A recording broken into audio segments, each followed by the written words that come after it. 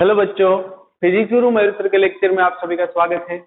आज भी हम यहाँ पर देखने वाले हैं मैग्नेटिक इफेक्ट ऑफ करंट। काफी ब्यूटीफुल चैप्टर है। Okay, so let us start without wasting too much time. तो इसको समझने के लिए सबसे पहले आपको थोड़ा बेसिक नॉलेज मालूम होना चाहिए कि लाइक मेरे पास कोई मैग्नेट है, लाइक मैंने कंसिडर कर लिया नॉर्थ पोल है, उसका साउथ पोल है। तो इस मैग्नेट के नजदीक अगर मैं आयरन की कोई चीज या कोबाल्ट ले जाऊं तो क्या होगा, वो उसको अट्रैक्ट करेगा। ओके, सो व्हाई अट्रैक्ट करता है? बिकॉज ये अपने आजू बाजू में क्या करता है, कुछ फील्ड है इसके आजू बाजू में, ये जनरेट करता है लाइक दैट।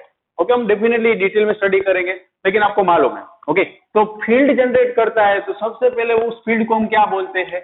Magnetic field.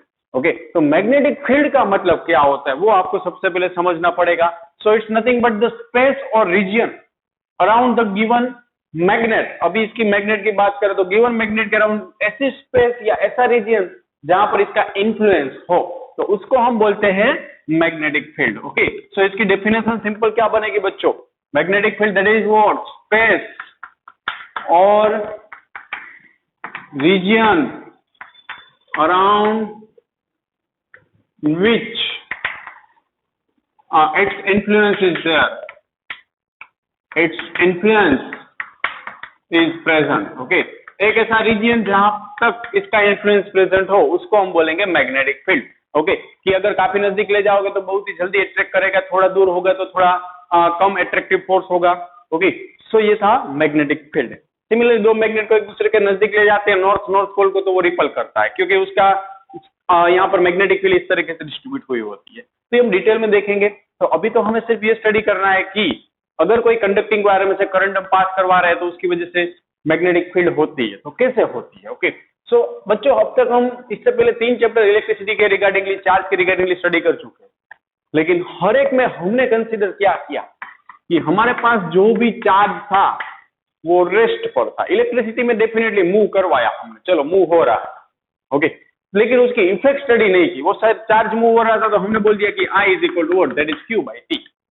लेकिन अगर हम इस करंट की डिस्कशन करें कि मेरे पास कोई कंडक्टिंग वायर है लाइक ये, अगर इस कंडक्टिंग वायर में मैं करंट पास करवाऊंगा तो इसमें कुछ मैग्नेटिक फील्ड के रिगार्डिंगली कुछ इफेक्ट होती है या नहीं होती है, वो अभी हम देखने वाले हैं।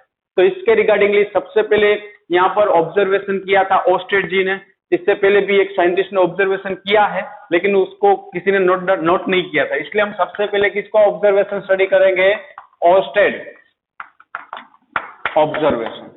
ओके, ओस्टेड जी ने सबसे पहले मैग्नेटिक फील्ड के रिगार्डिंगली एक्सपेरिमेंट डेमोन्स्ट्रेट किया और ऑब्जर्व किया कि डेफिनेटली यहाँ पर कुछ इफेक्ट होनी चाहिए। तो ओस्टेड जी ने क्या किया बच्चों कि सिंपल एक बैटरी कंसीडर की, उसके साथ की रखी, और ये कंडक्टिंग वायर है जो मेरे हाथ में, उसमें से करंट आई जब भी की इंसर्ट कर देंगे तो करंट आई फ्लो होगा। तो इसके बाजू में वो क्या ले आया बच्चों? ऐसा मैग्नेटिक नीडल रख दी। ये नॉर्थ पोल है, ये साउथ पोल है। तो जब भी इसमें से करंट पास होता था ना, इस वायर को मैग्नेटिक नीडल के ऊपर रखा, तो जब भी इसमें से इस डायरेक्शन में, फॉरवर्ड डायरेक्शन में करंट पास हो रहा था, मतलब साउथ टू नॉर्थ, तो ये मैग्नेटिक नीडल है वो ऑटोमेटिकली कौन सी साइड चली आई बच्चों? ये ऐसे नॉर्थ साइड चली आई। ओके, सो अब ये नॉर्थ यहां पर हो गया, साउथ हो गया, मतलब अपनी ओरिजिनल पोजीशन से ये उस साइड अट्रैक्ट हो गई। तो मैग्नेटिक नीडल कब चेंज होती है इधर उधर? जब यहाँ पर कुछ मैग्नेटिक फील्ड प्रेजेंट हो। इसका मतलब कि अगर करंट फ्लो नहीं हो रहा था तो इस वायर में से मैग्नेटिक नीडल ऐसे दिख रही थी, लेकिन जब इसमें से करंट फ्लो होना शुरू हो गया तो ये मैग्नेटिक नीडल है वो क्या हो गई? नॉर्थ पोल है वो इस साइड अट्रैक्ट हो गया। तो ऑटोमेटिक तो अट्रैक्ट होगा नहीं, इसका मतलब जरूर यहाँ पर जब भी हम करंट पास कर रहे हैं तो इसमें फील्ड मौजूद होनी चाहिए, जनरेट होनी चाहिए। सो सिंपल सा कंक्लूजन क्या निकाला उन्होंने कि हमारे पास जो कंडक्टिंग वायर है ऐसा, उसको बैटरी के साथ कनेक्ट करो, की के साथ कनेक्ट करो। अब इस कंडक्टिंग वायर में जब भी हम करंट पास करवाएंगे तो हम क्या ऑब्जर्व करेंगे कि इसके इर्द गिर्द मैग्नेटिक फील्ड जनरेट होती है। Okay, so it's the simple observation made by ousted. लेकिन ये बहुत ही क्रांतिकारी ऑब्जर्वेशन था उस टाइम पर बच्चों। ओके, सो इसके क्रांतिकारी इफेक्ट क्या है वही हम देखने वाले हैं throughout chapters. Okay, so let us see कि ये था ओस्टेड जी का ऑब्जर्वेशन। अब उन्होंने दूसरा ऑब्जर्वेशन क्या किया बच्चों कि वायर को ऐसे ही ऊपर रखा लेकिन बैटरी के टर्मिनल्स चेंज कर दिए, मतलब कि करंट की डायरेक्शन चेंज कर दी, लाइक दैट। अब इसको की और रजिस्टिव वायर के साथ ऐसे रख दिया तो प्लस ये है माइनस है, मतलब करंट बच्चों क्या हुआ, उल्टा फ्लो हुआ। तो जब ऐसे किया तो देखो यहाँ पर ये फॉरवर्ड गया तो ये साउथ ऐसे गया था, तो अब क्या उन्होंने ऑब्जर्व किया, अब ऐसे कुछ ऑब्जर्व किया कि जो मैग्नेटिक नीडल है वो ऐसे जाने लगी, मतलब उसका नॉर्थ पोल है वहां पर रिपल्सन हुआ। Okay, south pole original position से इस साइड गया, नॉर्थ पोल यहाँ पर आया, तो करंट की डायरेक्शन रिवर्स की, तब ये ऑब्जर्वेशन किया।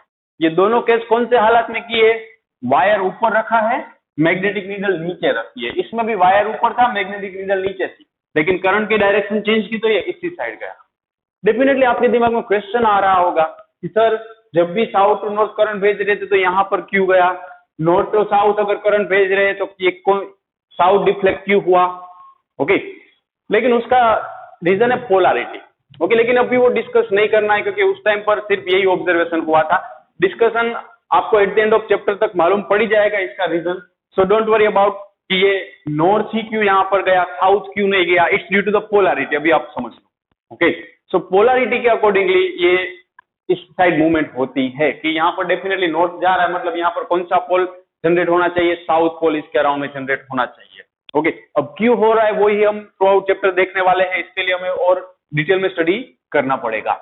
ओके, सो ये सिंपल सा ऑब्जर्वेशन आपको समझना है यहाँ से ओस्टेड जी का। नाउ अब हम देखें तो ओस्टेड जी ने हमें ये बता दिया, अब हम कंफर्म है कि जब भी कोई करंट कैरिंग कंडक्टर है उसमें से करंट पास होगा तो उसके अराउंड में मैग्नेटिक फील्ड होगी। चलो बात खत्म हो गई, लेकिन कितनी होगी वो मालूम नहीं है, उनको भी मालूम नहीं था, तो उनके बाद में रिसर्च शुरू हो गया। ओके, देखो उनके बाद में और दो साइंटिस्ट आए, वो दो साइंटिस्टों ने क्या किया कि इन्होंने जो बोला कि मैग्नेटिक फील्ड इंड्यूस होगी लेकिन कितनी होगी वो नहीं बोला, तो उन्होंने फाइंड करके दिखाई। सो ये कितनी होगी वो हमें बताया बायोट सावर्ट जी ने। किसने बताया, बायोट एंड सावर्ट नामक दो साइंटिस्ट थे, उन्होंने बताया। ओके, कि हमें बायोट सावर्ट जी ने बताया कि मैग्नेटिक फील्ड कोई भी वायर है उसमें कितनी जनरेट होगी। सो बायोट सावर्ट लॉ, इसको हम ऐसे भी जानते हैं बायोट सावर्ट लॉ। ओके, तो सिंपली उन्होंने क्या बताया कि कोई भी एक करंट कैरिंग वायर आप कंसिडर करो, लाइक ये करंट कैरिंग वायर है, कैसे भी अरेंज कर लो, जैसे भी रखना है, ऐसे रखना है, ऐसे रखना है, ऐसा कोई चीज नहीं है कि इसको स्ट्रेट ही रखा जाए, रेंडमली मैंने ऐसे पकड़ा हुआ है। चलो, तो इस करंट कैरिंग वायर में जब भी हम करंट पास करवाएंगे तो हम इसके आजू बाजू में कोई भी पॉइंट्स पर मैग्नेटिक फील्ड की इंटेंसिटी फाइंड करना चाहते हैं। सो कैसे फाइंड करेंगे, सो उन्होंने बताया, चलो पहले तो ये ऐसे कोई रैंडम वायर कंसीडर कर लिया जिसमें हाई करंट फ्लो हो रहा है, और इस वायर का एंड बोल दिया मैंने, एक को एक्स बोल दिया, दूसरे को वाई बोल दिया। सो अब इसके लिए सबसे पहले बच्चों उन्होंने क्या कंसीडर किया, यहां पर छोटा सा करंट एलिमेंट कंसीडर किया। ये वायर की लेंथ मान लो 5 मीटर है, तो सबसे पहले छोटा साइज का टुकड़ा, मे बी 1 mm 2 mm या छोटा सा टुकड़ा कंसीडर किया इस वायर का, small length element, current element जिसको हम बोलेंगे। सो स्मॉल करंट एलिमेंट से उन्होंने सबसे पहले कोई गिवन पॉइंट पर मैग्नेटिक फील्ड फाइंड करनी चाहिए, तो कितने डिस्टेंस पर फाइंड करनी चाहिए, r डिस्टेंस पर। तो उन्होंने क्या बोला कि स्मॉल करंट एलिमेंट की वजह से पॉइंट P पर मैग्नेटिक फील्ड कैसे मिलेगी वो उन्होंने बताया बच्चों। तो ये dl और ये r वेक्टर उसका पोजीशन वेक्टर है, इसमें से करंट कितना फ्लो हो रहा है, I। So magnitude of intensity of magnetic field, ये उनका लॉ शुरू हो जाता है बच्चों, कुछ नहीं है, काफी इजी है, intensity of magnetic field due to small current element.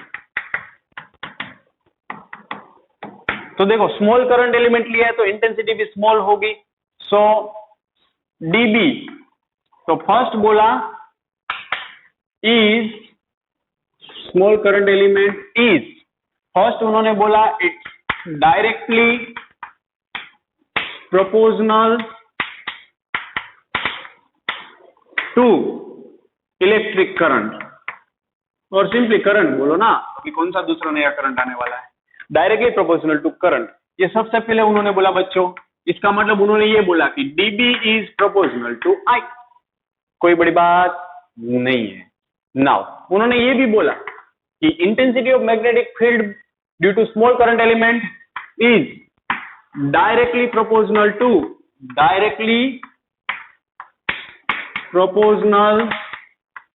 To element, current element या लेंथ एलिमेंट बोलो, करंट एलिमेंट।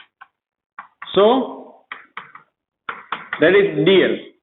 मतलब ये बोलो कि DB is directly proportional to DL. कुछ कुछ बुक्स में इन दोनों को साथ में बोल दिया है current element IDL. Okay, so इसमें कोई चिंता की बात नहीं है। Now is directly proportional to, directly, ये स्टेटमेंट ऐसे ही लिखना होगा बच्चों जब भी एग्जाम में पूछा जाए, इसलिए मैं लिख रहा हूं। ओके, वरना आप जानते हो मैं इतना स्टेटमेंट नहीं लिखता हूं। So it's directly proportional to sine theta. Sine theta मतलब it's the angle between position vector r and small length element dl. So we can also write dB is proportional to sin theta. Also magnetic field intensity is inversely proportional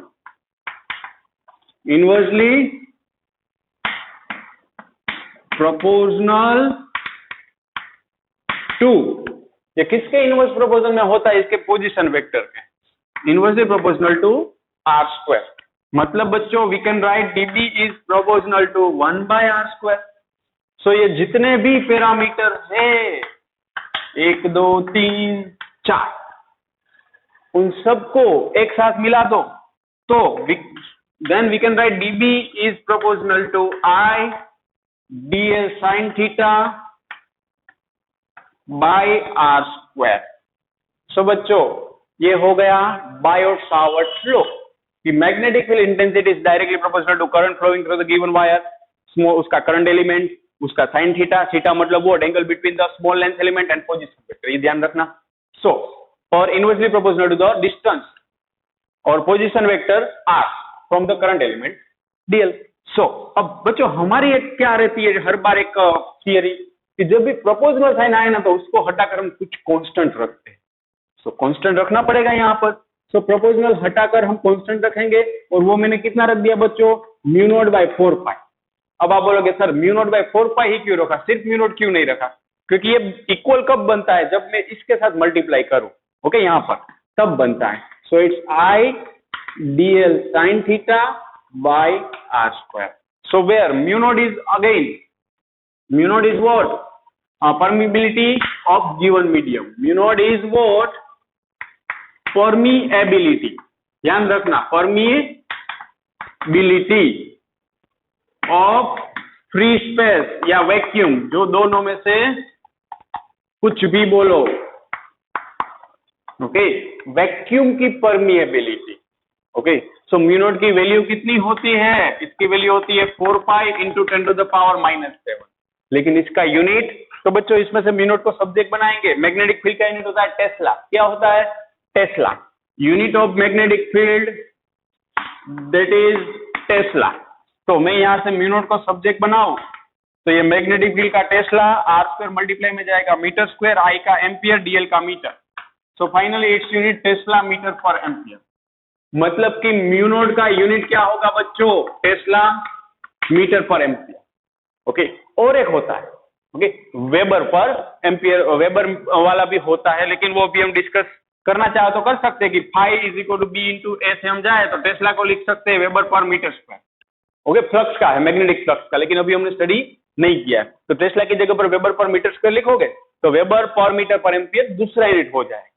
अभी आपको याद ना रहे तो don't worry, रखना भी मत, weber पर मीटर पर एम्पियर। ओके, वो आगे आने वाला है मैग्नेटिक फ्लक्स, तो चिंता मत करो। ओके, सो ये हो गया मैग्नेटिक परमेबिलिटी। लाइक आपने इलेक्ट्रिक परमिटिविटी स्टडी किया है। परमिटिविटी, परमिटिविटी क्या था? इलेक्ट्रिक परमिटिविटी स्पेस की एप्सिलॉन नॉट था। वो क्या करता था कि गिवन स्पेस में इलेक्ट्रिक फोर्स कितना लगेगा कितना नहीं लगेगा उसका कंट्रोलिंग करता था, कि वो उसके बेस डिपेंड था। मतलब इलेक्ट्रिक फोर्स किस पर डिपेंड था? परमिटिविटी पर। सिमिलरली ये जो मैग्नेटिक फील्ड की इंटेंसिटी है वो किस पर डिपेंड रहेगी? तो ये कौन से मटेरियल में रखा हुआ है उस पर डिपेंड रहेगी। मतलब ये डेफिनेटली इफेक्ट करने वाला है। ओके, ये तो फ्री स्पेस का है, गिवन मटेरियल का भी कुछ अलग हो सकता है। जैसे वहां पर एप्सिलॉन यूज किया था परमिटिविटी ऑफ गिवन स्पेस, वैसे ही म्यू भी आएगा। ऑन द वे है, लेकिन पहले इसको तो पूरा अच्छी तरीके से यूज कर ले। ओके, सो ये था बच्चों परमीएबिलिटी ऑफ अ फ्री स्पेस। अब इसी को मुझे वेक्टर फॉर्म में लिखना है, क्योंकि बच्चों मैग्नेटिक फील्ड है वो वेक्टर क्वांटिटी है, वो डायरेक्शन पर डिपेंड्स है। तो वेक्टर फॉर्म में लिखने के लिए मैं क्या कर रहा हूं बच्चों, आई डीएल साइन थीटा है, आई तो स्केलर है, डीएल वेक्टर, तो मैं क्या कर रहा हूं ध्यान से समझना है, इसको ऊपर और नीचे आर के साथ मल्टीप्लाई कर रहा हूं, आर के साथ डिवाइड कर रहा हूं, कई को see dB is equal to mu naught I by 4 pi I dl are sine theta बच्चों by r cube. So A B sine theta होता तो हम उसको ए क्रॉस बी लिखते, तो ये डीएल आर साइन थीटा है, तो बच्चों हम उसको क्या लिख सकते हैं, हम उसको लिख सकते हैं mu naught I by 4 pi R cube, DL are sine theta है, मतलब हम लिख सकते हैं DL cross R. So it is the vector form of Biot Savart law. जैसे ए बी साइन थीटा को ए क्रॉस बी लिखते हैं, वैसे DL are sine theta that is what DL cross R. इसका मतलब ये है कि मैग्नेटिक फील्ड की डायरेक्शन अगर हमें फाइंड करनी हो तो हम कैसे कर सकते हैं बच्चों, डीएल क्रॉस आर। मतलब मान लो कि डीएल आई कैप है, मतलब ये लेंथ इसका करंट को इसको मैंने ऐसे रखा हुआ है एक्स एक्सिस का लॉन्ग, और आर जे कैप है, मतलब मुझे यहां पर फाइंड करनी है पी पॉइंट पर, तो वो जे कैप हुआ, तो आई क्रॉस जे हुआ, तो पॉइंट पी पर मैग्नेटिक फील्ड कौन सी डायरेक्शन होगी फिर से कि बच्चों ये देखो ऐसे, ये मेरा लेफ्ट हैंड में जो वायर है ये वाला वो आई कैप है, ये वाला जे कैप है, मतलब ये डीएल हो गया इसका, ये आर हो गया। मतलब बच्चों हम बोल सकते हैं कि आई क्रॉस जे अगर करूंगा तो रिजल्टेंट क्या मिलेगा, के कैप, मतलब मैग्नेटिक फील्ड कैसे मिलेगी ऐसे। ओके, मतलब आपकी साइड होगी या इस साइड होगी, मतलब perpendicular to the given plane आएगी। Okay, wait for a few minute, few second, sorry.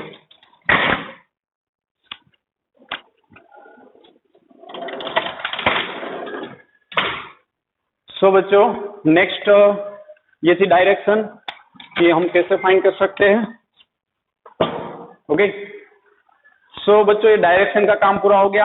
अब हम आगे बढ़े, तो अब इसी के बेसिक छोटा सा न्यूमेरिकल है वो हम कर लेते हैं, ताकि आपको मालूम पड़े कि इसको अप्लाई कैसे करना है। ओके बच्चों, सो let us C a numerical, लेकिन उससे पहले आपको ये टिप टॉप अच्छी तरीके से नोट डाउन करना है, बुक और बॉल पेन साथ में, और नोट डाउन भी उसी वक्त होना चाहिए जैसे ये बोर्ड में पूरा भर गया, पूरा टॉपिक हो गया, मतलब उसी को पहले नोट डाउन करो, फिर नेक्स्ट टॉपिक देखो। आपकी अप्रोच गलत हो रही है बच्चों, आप क्या करते हो पूरा वीडियो लेकर देख लेते हो, फिर पूरा वीडियो लेकर लिख लेते हो, लिखते नहीं हो छापते हो। ओके,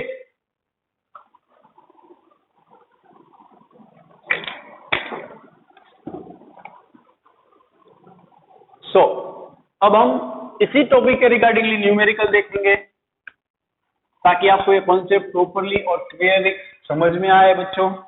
सो लेट अस सी, काफी बेसिक और इजी न्यूमेरिकल करवा रहा हूं, कोई ऐसा हार्ड न्यूमेरिकल नहीं होगा।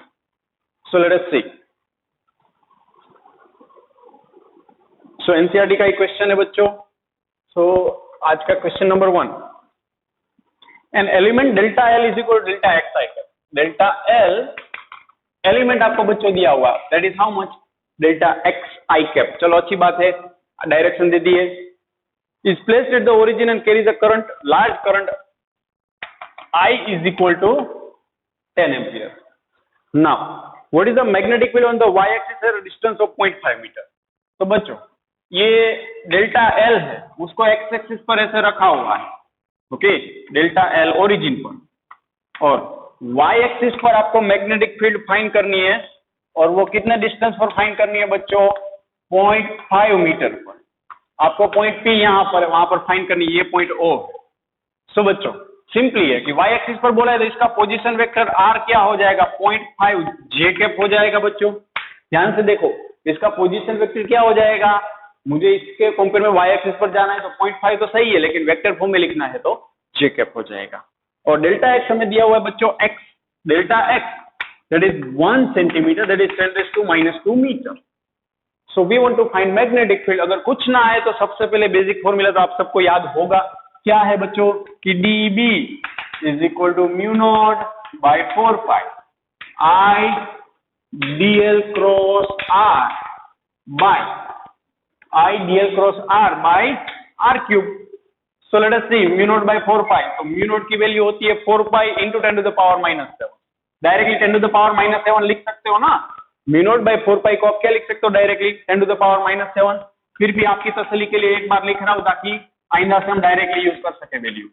I that is 10, dl that is delta x I cap, delta x है 1 centimetre, so 10 raised to -2 I cap cross vector r है 0.5 j cap, whole divide by r cube 0.5 metre है उसका cube. तो बच्चों आपको सबसे जरूरी चीज आपके लिए क्या है पता है, डायरेक्ट। बाकी फॉर्मूला में डेटा रखना तो किसी को भी आएगा, डायरेक्शन आइडेंटिफाई करना इंपॉर्टेंट है। तो अभी इसमें तो इजी है, आई क्रॉस जे मतलब के हो जाएगा, बाकी का सिंप्लीफाई हम करते जाए। 4 पाई तो गयो 0.5 एक गया, ओके, सो 0.5 का स्क्वायर 0.25 और फाइनली 0.25 मतलब 1/4 ऊपर जाएगा तो 4 इंटू 10 रेज़ टू ये कितना आएगा -8 टेस्ला के कैप। तो ये आपको मैग्नेटिक फील्ड बी मिल गई एट पॉइंट पी, ओके।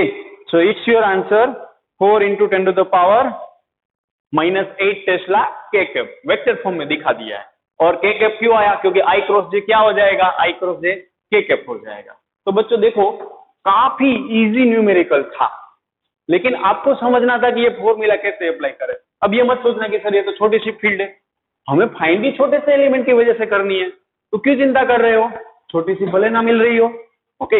आपको बोला ही है कि इतने लेंथ एलिमेंट की वजह से फाइंड करो, तो हमने कर दी, ओके। सो कोई बात नहीं, ये ओवर हो गया। नाउ नेक्स्ट टॉपिक है magnetic field due to a long straight current carrying conductor. ये काफी अच्छा है, ओके। सो बच्चों let us see magnetic field due to long straight current carrying conductor. So let us see, ये formula apply करना है इसलिए अभी रख रहा हूं, आई होप अब तो आपको याद रह गया हो। चलो निकाल देता हूं।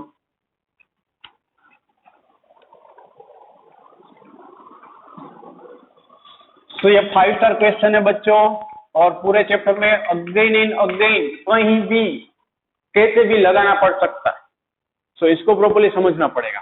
जैसे पूरे 3rd चैप्टर में ओम्स लॉ लगाया हमने, V is equal to IR, वैसे इस चैप्टर में ये अगेन एंड अगेन कहीं भी कहीं लगाना पड़ सकता है। सो हमारा टाइटल है magnetic field due to long straight current carrying wire, current carrying wire. मतलब कि आप यही समझ लो कि मेरे पास ये long straight current carrying wire है, okay, long straight current carrying wire like that. अब इस वायर में हमें इलेक्ट्रिक फील्ड फाइंड करना, मैग्नेटिक फील्ड फाइंड करनी है। So let us consider long straight current carrying wire, बहुत ही long straight current carrying wire हमने कंसीडर किया। चलो यहां तक करते हैं, लेकिन ये थोड़ा टेढ़ा बन गया, अच्छा नहीं लगता है, चलो निकालो नाउ। सो ये long straight current carrying wire मैंने कंसीडर किया XY, ओके, यही वायर है। तो अब उसके सेंटर से मैं पॉइंट P पर क्या फाइंड करना चाहता हूं, magnetic field, okay. So magnetic field मुझे यहां पर फाइंड करनी है पॉइंट P पर। सो मान लेते हैं कि ये डिस्टेंस कितना है बच्चों, A डिस्टेंस है, A डिस्टेंस पर फाइंड करनी है। तो हमें मालूम है कि मैग्नेटिक फील्ड फाइंड करनी हो तो सबसे पहले हमें छोटा सा लेंथ एलिमेंट कंसीडर करना पड़ेगा। काई को, क्योंकि हम इतना जानते हैं कि dB का फॉर्मूला होता है mu naught I dl sin theta by r square scalar form में। तो अगर मुझे ये लगाना है तो सबसे पहले छोटा सा लेंथ एलिमेंट कंसीडर करना पड़ेगा। तो चलो मैंने लेंथ एलिमेंट कंसीडर किया और वो O पॉइंट से कितने डिस्टेंस पर है बोल दिया, L डिस्टेंस पर है। नाउ इसमें मैग्नेटिक फील्ड कब जनरेट होगी, जब हम कुछ करंट पास करेंगे। तो हमें इतना मालूम है कि जब भी इस करंट कैरिंग वायर में मैग्नेटिक फील्ड हम फाइंड करेंगे तो वो मिलेगी कहां पर, इसके प्लेन से परपेंडिकुलर। काई को, क्योंकि DL क्रॉस R, यहां से आप उसकी डायरेक्शन फाइंड कर सकते हो, ओके। स्क्रू रूल से, राइट हैंड स्क्रू रूल से फाइंड करो, ओके, या राइट हैंड रूल से फाइंड करो, वहां से डायरेक्शन मिल ही जाएगी। या आपने 11th स्टैंडर्ड में काफी दफा किया होगा। सो DL क्रॉस R से इसकी डायरेक्शन मिलती है, मतलब इसका जो भी DL होगा, इसका जो भी R होगा, उस प्लेन से परपेंडिकुलर मैग्नेटिक फील्ड होगी। सो लेट अस सी कि मैंने ये छोटा सा लेंथ एलिमेंट लिया, उसका नाम मैंने दे दिया Q पॉइंट। अब मैं पॉइंट P पर फाइंड करना चाहता हूं, मैंने बोल दिया एंगल फाई है, ये एंगल थीटा है, क्योंकि लेंथ एलिमेंट का पोजीशन वेक्टर के साथ एंगल क्या होता है, थीटा होता है, जो हमने फॉर्मूला में यूज किया है। तो मैं इसको थीटा ही बोलूंगा। ओके, नाउ अब हमें किसकी वजह से फाइंड करनी है, लॉन्ग वायर की वजह से। तो ये वायर कहां से कहां तक फैला हुआ है, तो ये मैंने बोल दिया फाई 1 एंगल से इसके एंड की बात करें तो ये फाई 2 एंगल तक फैला हुआ है। सो लेट अस सी, लॉन्ग स्ट्रेट वायर बोला है तो लेंथ का भी कुछ अता पता नहीं है, लेकिन इतना लॉन्ग वायर है तो इसका पी पॉइंट से हम एंगल तो मेजर कर सकते हैं। सो कर दिया। सो नाउ बच्चों, सिंपली अगर हम magnetic field eight P find करना चाहे तो हम क्या लिखेंगे, by applying Biot Savart law at P point. अगर पी पॉइंट पर हम बायोट सावर्ट लॉ अप्लाई करें तो क्या होगा, dB is equal to mu naught by 4 pi I dl sine theta by R square. तो देखो, हमें सिर्फ इतना मालूम है कि हमें इससे ए डिस्टेंस पर फाइंड करना। हमने ये एल भी अपने घर का लिया, ये आर भी अपने घर का लिया, ये फाई 1 और फाई 2 भी अपने घर का है और फाई भी अपने घर का है, मतलब सारी चीज अपने घर की है। ये तो दादागिरी हुई, तो हमें क्या करना पड़ेगा, ये वेरिएबल हो गए हमारे। दादागिरी मतलब ये सारे वेरिएबल है, तो सारे वेरिएबल को, डीएल को, साइन थीटा को, आर को एक फॉर्म में ले जाना पड़ेगा। और हमारी रेंज क्या है, तो कि फाई 1 से लेकर फाई 2 तक, मतलब मैं इन सबको कोशिश करूंगा कि फाई के फॉर्म में आ जाए। किसके फॉर्म में, फाई के फॉर्म में। तो ये सबसे पहली चीज है जो आपको सोचनी होती है डेरिवेशन में, वरना याद रखनी होती है, क्योंकि ये अप्रोच कुछ डेरिवेशन में फिक्स ही होती है। ओके, सो अभी मैं सबसे पहले मुझे थीटा देखूं तो ये 90 डिग्री है बच्चों। So in triangle O Q P theta plus phi that is 90 degree. So we can write theta is equal to what, 90 minus phi. चलो थीटा को तो कन्वर्ट कर दिया फाई के फॉर्म में, अब बात हो रही है आर की और डीएल की। तो सिंपली ये फाई की बाजू वाला आर है, ये ए हम जानते हैं कि हमें यहां से इतने डिस्टेंस पर ही फाइंड करना है। सो कोस फाई, यहां पर स्पेस नहीं है, cos phi that is what, okay, adjacent side A by hypotenuse, so it's A by R. So finally we can write R is equal to A by cos phi. हमें R की जगह पर भी ऐसा कुछ रखना है फाई के फॉर्म में, so it's what finally A sec phi. अभी भी मुझे परेशान कौन करने वाला है, छोटा सा लेंथ एलिमेंट हम फाइंड करना चाहते हैं बड़े से लेंथ एलिमेंट की वजह से, तो फाई के फॉर्म में ही जा रहे हैं, क्योंकि हमने पहले से डिसाइड किया कि हम इन तीनों को एक ही फॉर्म में कन्वर्ट कर देंगे। और फाई के फॉर्म में क्यों किया, काहे को, बिकॉज ये फाई की रेंज हम मेजर कर सकते हैं फाई 1 से फाई 2 तक, इसलिए। सो बी केयरफुल बच्चों। सो नाउ अब हम बात करें बच्चों, तो अब लेंथ एलिमेंट के लिए जाना है। तो लेंथ एलिमेंट के लिए सबसे पहले कितने डिस्टेंस पर है, एल डिस्टेंस पर ए से। So 10 phi is equal to opposite side L by A. So we can write L is equal to A 10 phi, लेकिन ये एल मिला, छोटा सा लेंथ चाहिए, सो हम इसका डिफरेंशिएशन करेंगे, लेकिन किसके रिस्पेक्ट में, फाई के रिस्पेक्ट में। So D L by D phi is equal to A. 10 phi का डिफरेंशिएशन बच्चों होता है सेक स्क्वायर फाई, और नहीं समझे हो तो एक स्टेप ऐसे लिख देना, it's D by D phi 10 phi. Okay, मैंने दोनों साइड फाई के रिस्पेक्ट में डिफरेंशिएशन किया। So finally D L is equal to A sec square phi, और फाइनली ये डी फाई है। चलो ना आपके लिए लिखूं, वरना आप कंफ्यूज हो जाओगे। सो ये ऐसे मिला कुछ। So D L is equal to A sec square phi D phi. So ये हमें छोटे से लेंथ एलिमेंट की वैल्यू मिल गई बच्चों। तो आप देख लो, हमें जो भी पैरामीटर चाहिए थे इसमें वो फाई के फॉर्म में आ गए। सो यही तो था। नाउ इसको हम बोल दे one equation. So by putting all the values in equation number 1, मैं यहाँ पर नीचे नहीं लिख रहा हूं।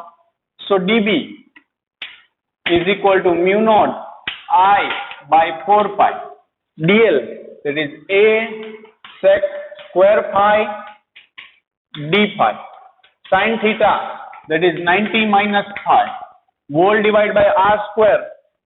r कहाँ गया, ये रहा a sec phi, that is a square sec square phi।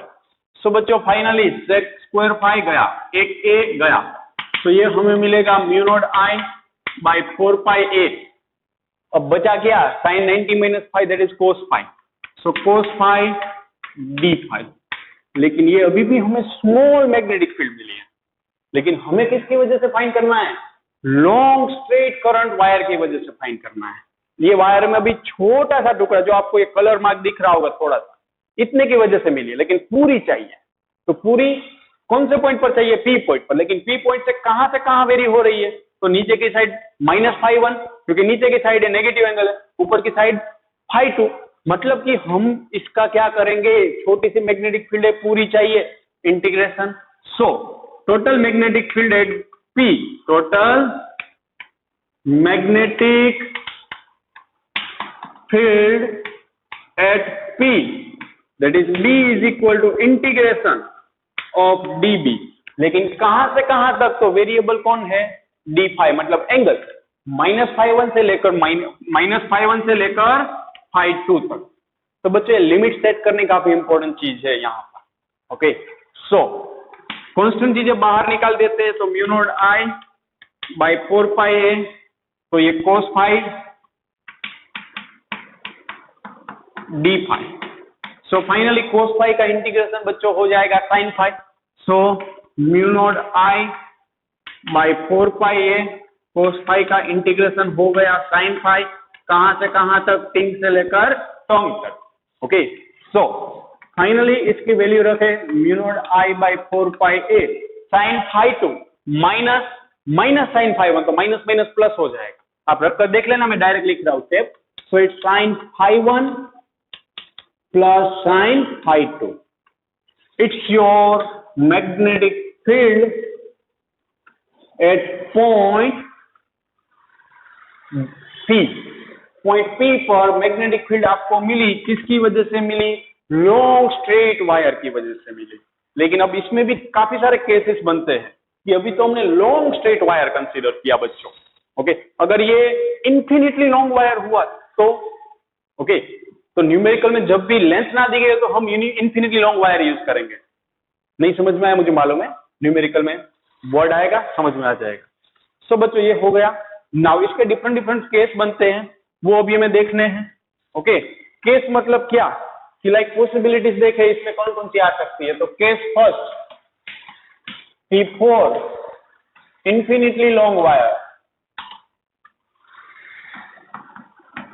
अगर हमारे पास जो भी वायर है वो इन्फिनिटली लॉन्ग है, आप मान लो इन्फिनिटली लॉन्ग वायर है, ये y एक्स तो सिर्फ इतना था, मान लो कि ये ऐसे है, तो सिंपल सा बच्चों दिमाग लगाना कि अगर इन्फिनिटली लॉन्ग है, इस पॉइंट पर φ2 एंगल है, मान लो 45 है, अगर ऊपर से गया मैं मेजर करने, इट विल बी 55, और ऊपर से गया मेजर करने, इट विल बी 60 या 65, और ऊपर से गया मेजर करने।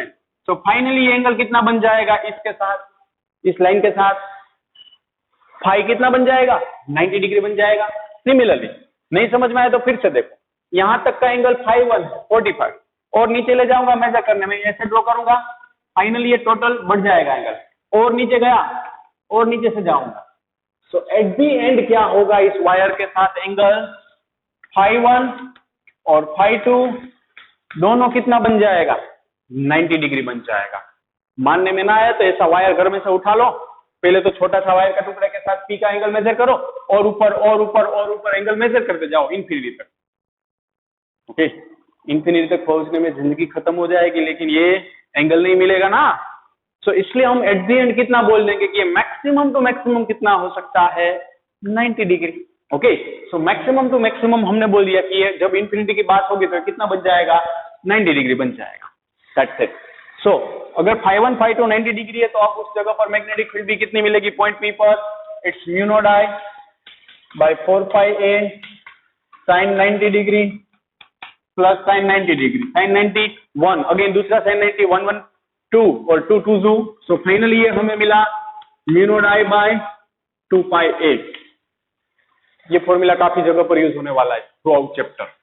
सो it's the formula to find out magnetic field due to infinitely long straight wire, infinitely. Okay, अब मान लो कि पॉइंट P है वो Y के नजदीक रखा है, इन्फिनिटली लॉन्ग वायर ही है बच्चों। Now case 2, when P is close to end Y, infinitely long wire के लिए ये पॉइंट पी इसके नजदीक रखूंगा। तो सिंपल है, अभी पॉइंट पी का एंगल आपने ये मेजर किया, पॉइंट पी यहां पर ले जाऊंगा, सिंपली यहां पर बना रहा हूं बच्चों। पॉइंट पी का अभी आपने एंगल मेजर किया वाई के साथ, मान लो 30 डिग्री। पॉइंट पी को थोड़ा ऊपर ले गया बच्चों यहां पर, अगेन ये हॉरिजॉन्टल के साथ होगा ना एंगल, तो ये एंगल आप मेजर करो, it will be definitely come low. Again point P यहां पर ले गया, सो अगेन ये एंगल मेजर करो, तो एंड वाई तक ले जाऊंगा बच्चों, तो फाइनली वो एंगल कितना हो जाएगा। पॉइंट पी सिर्फ ऐसे नहीं रहता है ना, पॉइंट पी उठेगा तो ये पूरी लाइन ऊपर उठेगी, मतलब अगर पॉइंट पी को वाई के नजदीक ले गया, इसका मतलब हमारा φ2 एंगल 0 हो जाएगा, φ2 एंगल क्या हो जाएगा 0। लेकिन अगर इसको यहां पर ले गया तो ये इससे दूर जा रहा है, मतलब इसका एंगल 90 डिग्री हो जाएगा। सो φ1 इज इक्वल टू 90 डिग्री। थोड़ा सा सोचो, जैसे हमने इंफिनिटी वायर के लिए पहले केस में सोचा वैसे ही सोचो। तो पॉइंट पी को एंड वाई के नजदीक ले गया तो φ1 एंगल कितना हो गया, ये और दूर दूर चला जाएगा, मतलब 90 डिग्री हो जाएगा। सो बच्चों ये पॉइंट पी को एंड वाई पर रखा था, ऐसे ही एक्स पर ले जाऊंगा तो φ1 क्या होगा 0 और φ2 क्या हो जाएगा 90 डिग्री। ओके, इसको प्रैक्टिकली सोचो और सोचो, जब तक समझ में ना आए तब तक सोचो, क्योंकि ये सिर्फ और सिर्फ आप ही समझ सकते हो अपने आप से। ओके, सो ये मैग्नेटिक फील्ड बी का फॉर्मूला हो जाएगा μ0I/4πa। पहले वाले केस की बात करें तो sin 90 plus sin 0, so finally it's μ0I/4πa।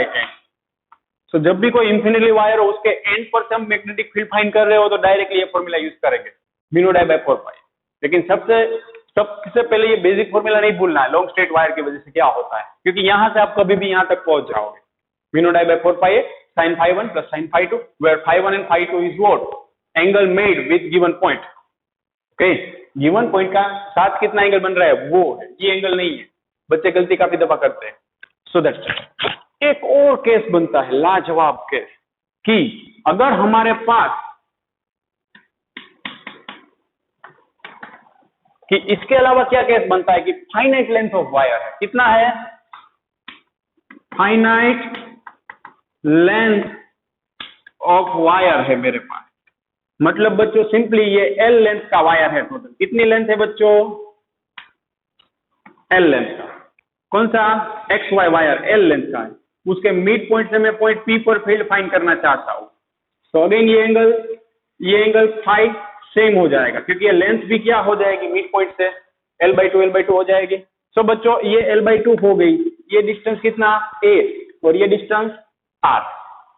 So finally formula as it is रहेगा, लेकिन फाई एंगल सेम है। ओके, तो फाई कितना बनेगा sin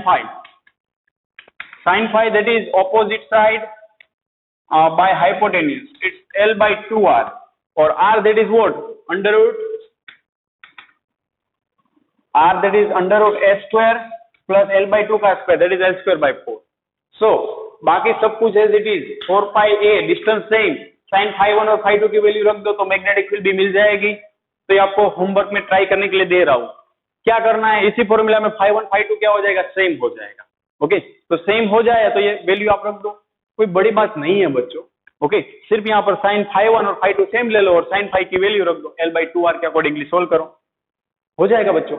सो ये था third case finite length of wire के लिए, उसके लिए कोई चिंता नहीं करनी है, हम न्यूमेरिकल भी करने वाले हैं फाइनाइट लेंथ ऑफ वायर का, सो डोंट वरी, ये केस न्यूमेरिकल में ऑटोमेटिक समझ में आ जाएगा। Okay, so that's it. तो ये था बच्चों magnetic field due to long straight current carrying wire. Okay बच्चों, इसकी अभी जरूरत कोई नहीं बनती है, सिर्फ समझाने के लिए था। सो ये डेरिवेशन मिनिमम 5 टाइम्स लिखना पड़ेगा, क्योंकि ये 5 स्टार क्वेश्चन है और डेरिवेशन थी। ओके, 5 टाइम्स मैंडेटरी, जब तक ये 5 टाइम्स ना हो तब तक आप इस वीडियो से आगे नहीं बढ़ोगे। Okay, so that's it. So अब हम इसी टॉपिक के बेस बच्चों न्यूमेरिकल देखेंगे।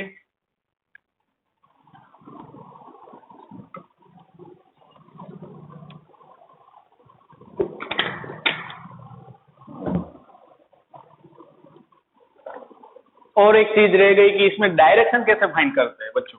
सो लेट अस सी। ओके, कि इसी वायर के लिए मुझे डायरेक्शन पॉइंट P पर फाइंड करनी है, तो वो कैसे मिलेगी।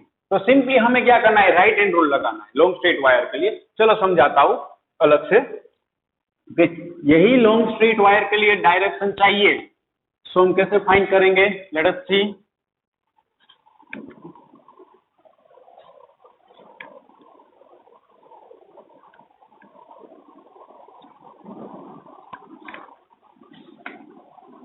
Determine direction of magnetic field, direction of magnetic field due to long straight wire. Okay, so simply कि अगर हम बोले कि ये हमारे पास लॉन्ग स्ट्रेट वायर है आई, तो लॉन्ग स्ट्रेट वायर जिसमें से करंट आई फ्लो हो रहा है, तो इस वायर की वजह से डायरेक्शन क्या होगी, तो सिंपली इस वायर में करंट कौन सी डायरेक्शन में फ्लो हो रहा है बच्चों, अपवर्ड डायरेक्शन में हो रहा है। तो सिंपली हम क्या करेंगे, राइट हैंड रूल लगाएंगे, जिसमें हमारा थंब है उसको हम करंट की डायरेक्शन में रखेंगे, रख दिया।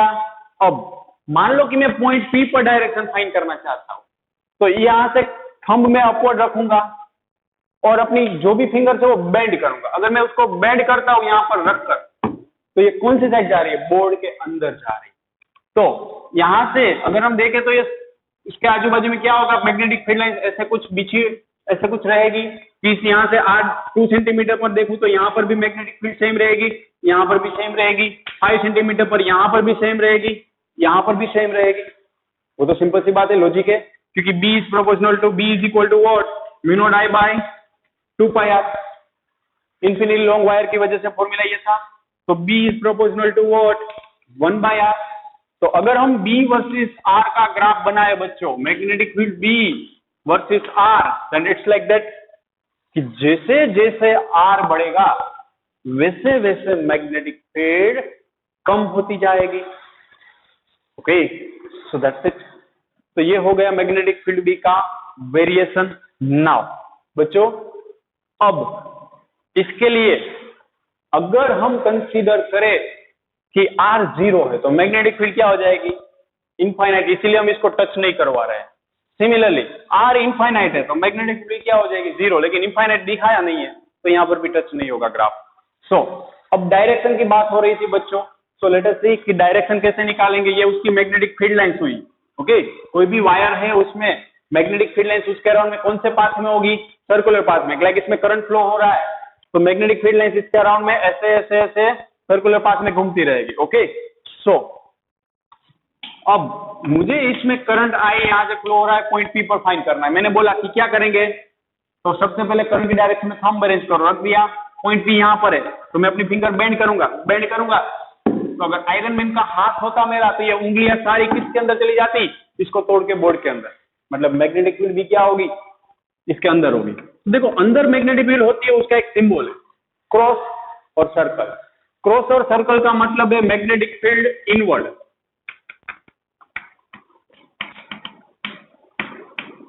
ओके, सिमिलरली मान लो कि मैं यहां पर कोई पॉइंट Q है, यहां पर मैग्नेटिक फील्ड भी फाइंड करना चाहता हूं, करंट आई ऐसे ही जा रहा है, तो सिंपली अब हम क्या करेंगे, करंट आई की डायरेक्शन में थंब रखेंगे।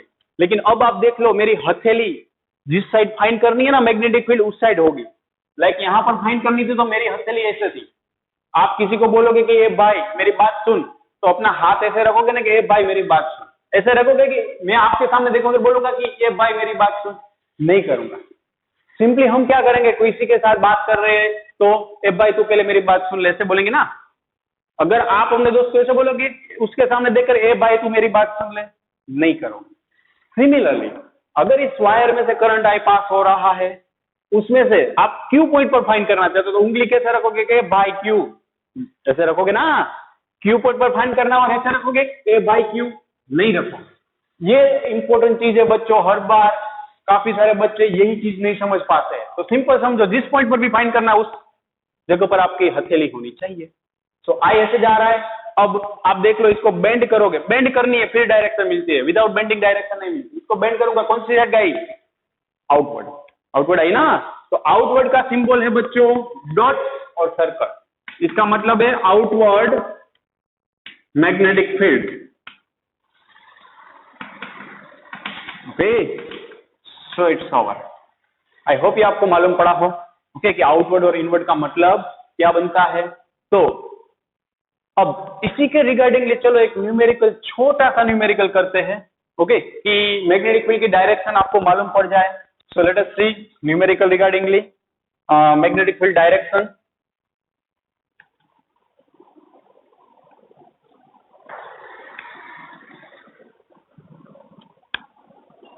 सो क्वेश्चन नंबर 1, मान लो कि मेरे पास ये इंफिनिटी लॉन्ग वायर है A, ये दूसरा वायर है B।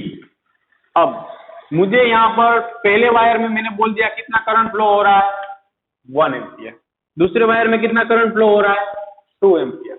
लेकिन पहला वायर का ये P पॉइंट है, वो पहले वायर से मैंने बोला कितने डिस्टेंस पर है 1 मीटर डिस्टेंस पर है। दूसरा वायर है वो यहाँ पर इसका सेंटर है, यहाँ से ये डिस्टेंस कितना है, so let us consider it's 0.5, it's also 0.5। तो पहले P पॉइंट पर, Q पॉइंट पर और R पॉइंट पर मुझे ये दोनों वायर की वजह से P पॉइंट पर मैग्नेटिक फील्ड भी चाहिए, Q पॉइंट पर चाहिए और R पॉइंट पर चाहिए नेट फील्ड। तो चलो पहले वायर की वजह से, और ये डिस्टेंस हो जाएगा 1 + 1 2 मीटर।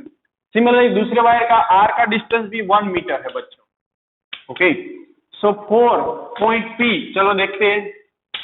P पॉइंट के लिए सिंपल है, आप देखो पहले वायर को ऐसे रख दिया, पॉइंट P इस साइड है, करंट कहां फ्लो हो रहा है, मान लो इसमें मैं ऑपोजिट डायरेक्शन ले रहा हूं, थोड़ा मजा आए, ओके।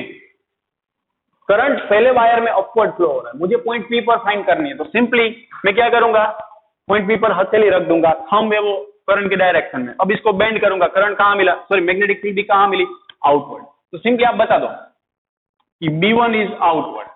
सिमिलरली दूसरे वायर की वजह से, दूसरे वायर में की वजह से पॉइंट P पर फील्ड होगी ही होगी।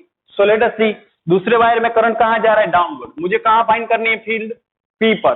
तो मैं ऐसे रखूंगा हथेली, ऐसे नहीं रख सकते, करंट कहां पर जा रहा है, नीचे। सो ऐसे नहीं रख सकते आप, पहली प्रायोरिटी क्या है, करंट की डायरेक्शन में थंब रखो, रख दिया ऐसे। तो इसकी वजह से पॉइंट P पर भले आपका हाथ नहीं पहुंच पाएगा, मुझे मालूम है कानून के हाथ लंबे होते हैं, हमारे नहीं होते, ओके। तो आपका हाथ नहीं पहुंच पाए, लेकिन मालूम तो पड़ गया ना कि आप P पर फाइंड करने जा रहे हो।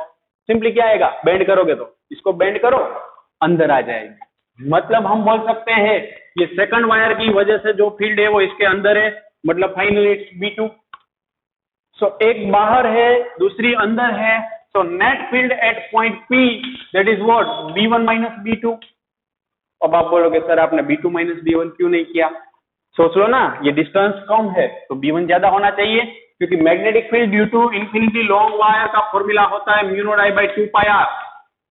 तो जितना डिस्टेंस कम होगा वहां पर फील्ड ज्यादा होगी, मतलब B1 इज डोमिनेटिंग।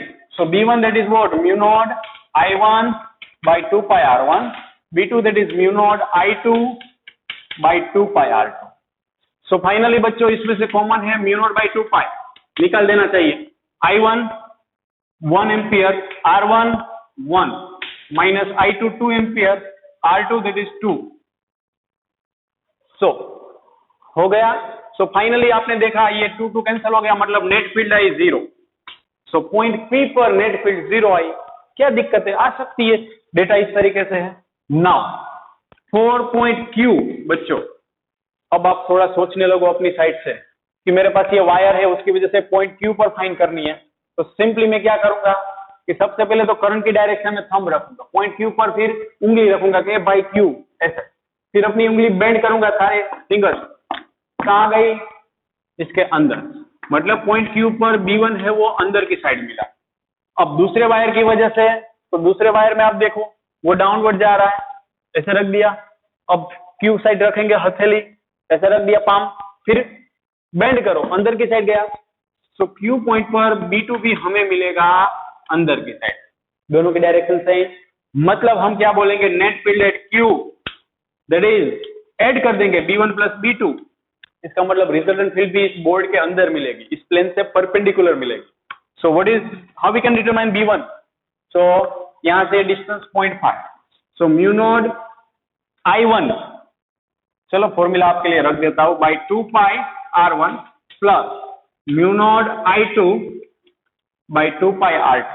लेकिन R1 और R2 same, so mu naught by 2 pi common निकालो, I1 that is 1 by 0.5 plus 2 by 0.5, you can see R2 that is how much 0.5 और ये 2 एम्पियर करंट है, so it's how much mu naught मतलब 4 pi into 10 to the power -7 by 2 pi और ये 0.5 मतलब 2 हो जाएगा, 4 हो गया मतलब 6, 2 पाई 2 जा, so finally 6 2 12 into 10 to the power -7 tesla. ये आपको मैग्नेटिक फील्ड मिली Q पॉइंट पर, लेकिन डायरेक्शन क्रॉस का मतलब इनवर्ड, सो रख दो। आई होप ये क्लियर हुआ होगा। अब R पॉइंट पर आप आसानी से कर दोगे, मुझे इतना तो भरोसा है बच्चों कि आप R पॉइंट पर आसानी से कर दोगे।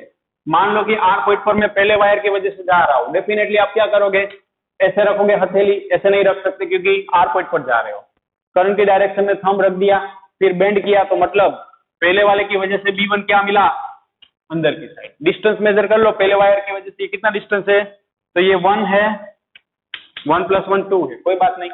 सिमिलरली दूसरे वायर की वजह से आप जा रहे हो, उसमें करंट डाउनवर्ड है, लेकिन फाइंड यहां पर कर रहे हो, तो क्या करोगे, सिंपली ऐसे रखोगे या ऐसे रखोगे तो नहीं मिलेगा, तो आपके पास पॉसिबिलिटी सिर्फ ऐसे रखने की है या ऐसे रख दो। सो करंट की डायरेक्शन में थंब रखा, फिर इसको बेंड करूंगा, सो फाइनली B2 है, ऐसे मिल जाएगा। So net field at point R that is B2 minus B1 बच्चों, नेट फील्ड एट R। अब B2 माइनस B1 आपसे निकल जाना चाहिए बच्चों। B2 के लिए mu naught I2 by R2, mu naught I2 by R2 minus B1 के लिए mu naught I1 by R1। R1 R2 आप आइडेंटिफाई कर सकते हो आराम से, तो इसमें डेटा रखना है बच्चों सिर्फ, तो ये हो जाना चाहिए आपसे। Okay, so complete it.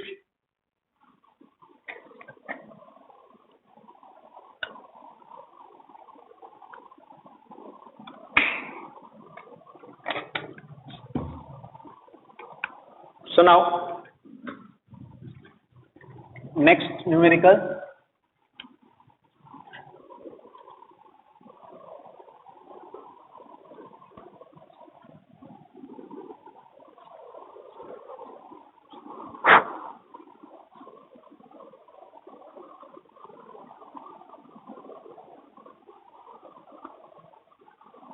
so let us see आज का question number 2, using Biot-Savart law, obtain expression for magnetic field at the center of the coil bent in the form of a square of side 2A, okay, carrying current I।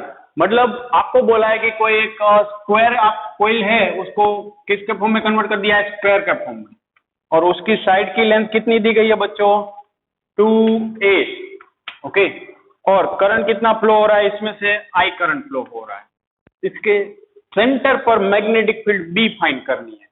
सो बच्चों simple कि अगर इसके centre पर हम magnetic field B find करना चाहते हैं O point पर मान लो, तो आप सबसे पहले इसका नामकरण कर लो ABCD।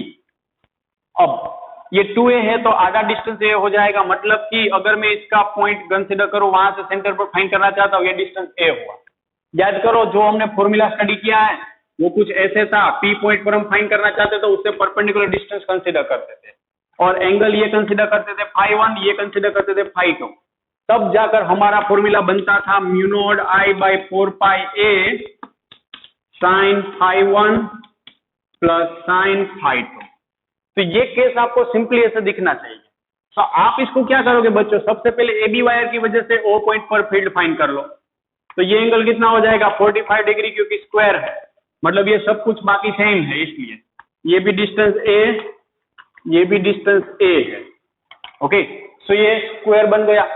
सो बच्चों simply magnetic field at O, magnetic field at O due to AB